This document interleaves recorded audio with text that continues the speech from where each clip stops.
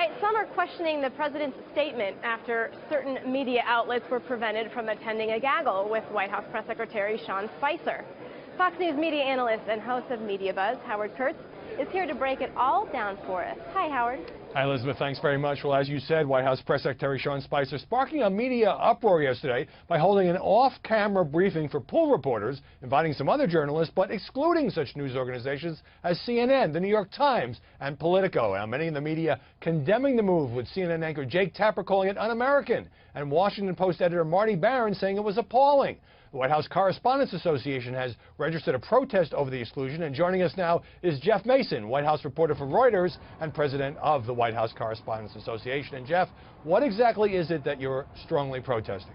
Well, what we're protesting, Howie, is the idea of not including a broad, diverse group of journalists in what is essentially the daily briefing. What happened yesterday was, instead of having the briefing in the press room, Sean Spicer and his team decided to hold a gaggle, as you said, in his office. And we encouraged them to hold that gaggle, even if it was going to be off camera, in the press briefing room, so that a lot of organizations could attend. And that's not what they did. And so a lot of organizations did not get a chance to ask questions or be present for that briefing, and that's why we protested. All right. Now, the White House says this is no big deal, that virtually all of the daily televised briefings, all accredited news organizations are allowed to come and try to ask questions, and that because it was a pooled event, the pool distributed everything that happened between Spicer and those present to the rest of the media, and that therefore this is sort of a much ado about nothing. Your response? Well, it's true that there was a pool reporter present and that information was distributed, but I guess our point is there are some times where it's appropriate to use a pool and there are some times where it's not. And yesterday was not one of those times in our view.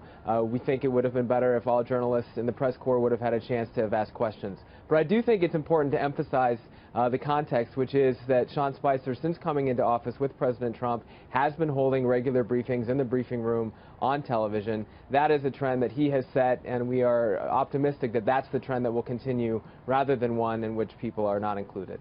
Now, a lot of people, Jeff, have been digging up quotes from Spicer. Back in December, he said, you can't, when it comes to government, ban an entity, conservative, liberal, or otherwise. That's what makes a democracy and not a dictatorship. So what are you going to tell him? What if he says, look, occasionally we're going to do this. It's all right. Other administrations have had selective briefings. What's the case are you going to make, and how might you get this overturned? Well, again, our case is that at what is essentially a briefing, which is what he did yesterday about the news of the day, it should be in the briefing room. And even if it's not on camera, it should be in a place and at a time when the full press corps is able to take part. All right. No question he was sending a message after President Trump's rather strong denunciation of the media at CPAC. Thanks very much, Jeff Mason. More after the break. We'll be right back.